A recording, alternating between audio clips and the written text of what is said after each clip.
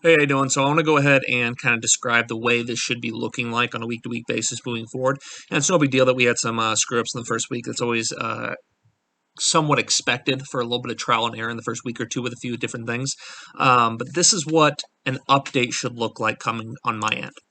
So an update on my end should look like this. How will you execute your training? 7, 3, yes. It describes the pain, what went well this week.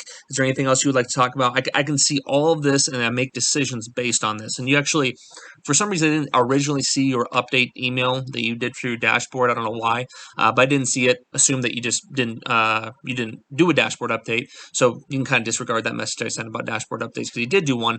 But the important part is I have to see your training log every week. That's the most important thing. Training logs up here, videos are very close second, and then the rest of the input is third in terms of the hierarchy. Because if I can't see the loads you're using and the difficulty ratings you put down for each load, I'm kind of left in the dark.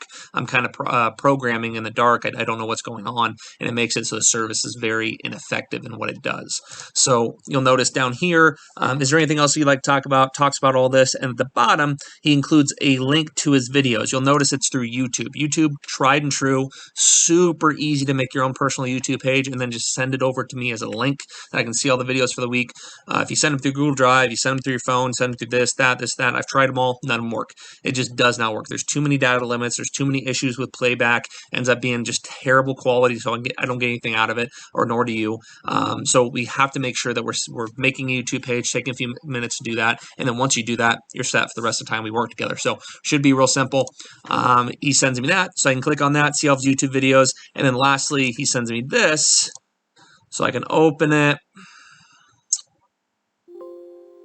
Yes, and then probably the most important part here, like I mentioned before, is that I can now see what he did in the past week. So I can see the loads they used. I can see the difficulty rating for each load. I have to receive the training block or training log to be able to formulate the next week of training, to formulate the load ranges, to actually decide, do we need to change anything? How long should we run this block? Do I need to look at, or do I need to make suggestions on what loads you're using? Maybe the loads you're using are too light for these exercises, too heavy for these exercises. It's very important. So again, just to reiterate, in terms of the hierarchy of importance, in terms of check-ins, making sure that we're doing it every single check-in day on time, obviously really important, but in terms of the actual information, training logs up here have to be sending the training log. That should be an area at the bottom of the dashboard update in big words saying attach training log here. So that's first. Close second is videos.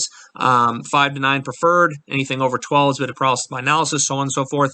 It's okay that you send a little bit more than 12 the first week, but obviously in the weeks follow, we'll go and get that a little bit down. And then because there's data limits, as you ran into, even with YouTube sometimes. And then lastly, the input and the actual training dashboard that I need to see as well. So should be on the same page moving forward. I'm excited to see your check-in next week. I'm going to go ahead and write you your next week of training without having seen videos, without having seen your Excel training log values for the past week, just because I want to make sure you're not left without training. But then next check-in, let's make sure everything's perfect. Make sure we get all of those things in. We do it on the dashboard, and then we should be 100% good moving forward.